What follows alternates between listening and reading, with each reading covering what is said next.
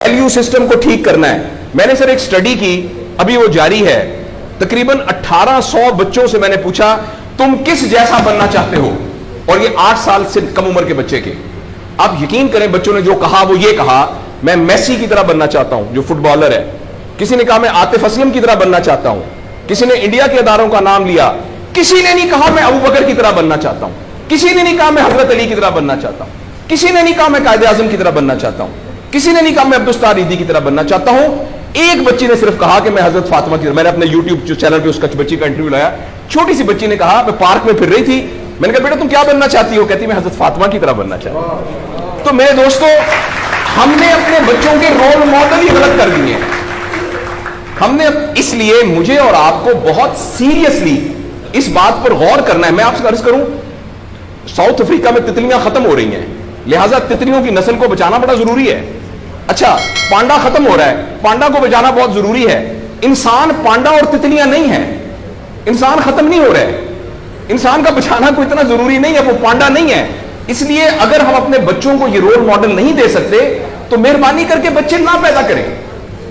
लेकिन अगर हमने अपनी औलाद पैदा करनी है तो वो औलाद वो पैदा करनी पड़ेगी और उसकी वो तरबियत करनी पड़ेगी जिनका रोल मॉडल वो हो जो हजरत उमर थे, जो हजरत अबू बकर थे, जो हजरत अली थे, जो फातिमा थी, जो जैनब थी, जो खदीजा थी रिजवान रज़ियल्लाहु अन्हा।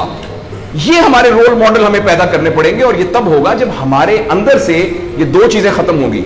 नंबर एक, हम पैसे की बुनियाद पर अपने आप को बड़ा ना समझें, और दूसरा ये कि हम फर्द को फर्द के लिए तैयार ना करें, फर्द को मुआशरे के लिए तैयार करें। मेरा बेटा तो 1100 में से 1100 नंबर लेके डॉक्टर बन के एक जगह पर असिस्टेंट प्रोफेसर लगा हुआ है, मुआशरे को क्या फायदा हुआ है?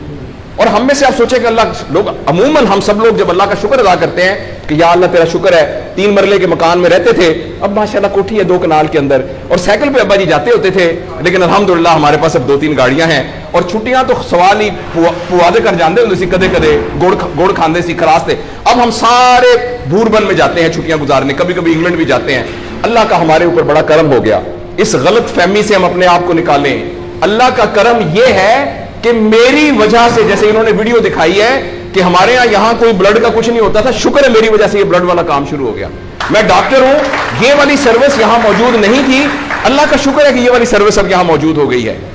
अल्लाह का शुक्र है ये हो रहा है। सर्विस ओरिएंटेड जब तक हम अपने बच्चों को नहीं डेवलप करेंगे, उस वक्त तक मैं आपको बहुत दुख से ऐलान करता हूं, बड़ी ही तकलीफ के साथ, मैं बहुत ऑप्टिमिस्ट आदमी हूं, मैं यूनिवर्सिटियों में जाता हूं, कॉलेज में जाता हूं, बच्चों से बात करता हूं, अगर हमने अगले फौरी तौर पर अपने बच्चों की तरबियत पे तवज्जो ना दी, अगले 10 साल में एक ऐसी नस्ल आने वाली है जिनको चाइल्डहुड डिप्रेशन होगी, जिनको सुसाइडल थॉट्स आएंगे, जिनकी सेक्सुअल ट्रेनिंग बहुत बुरी होगी, और जिनके अंदर रिलेशनशिप प्रॉब्लम्स होंगे, और ये होने वाला है, हमारी आंखों के सामने होने वाला है। अगर आपके हाथ में एक मोबाइल है, आप अभी अपना मोबाइल खोल के फेसबुक खोले, जो पहली 1.5 मिनट की वीडियो आएगी उसमें एक नीम बरहना औरत नाच रही होगी। अगर आपके 8 साल के बच्चे को आपने मोबाइल दिया हुआ है, मैं आपको यकीन दिलाता हूं उसने नंगी औरतों को नाचता हुआ देख लिया है, और वो सारे एक्ट जिनको मुंह से बयान करते हुए हमें शर्म आती है, वो आपके 8 साल का बेटा और 8 साल की बेटी देख चुकी है।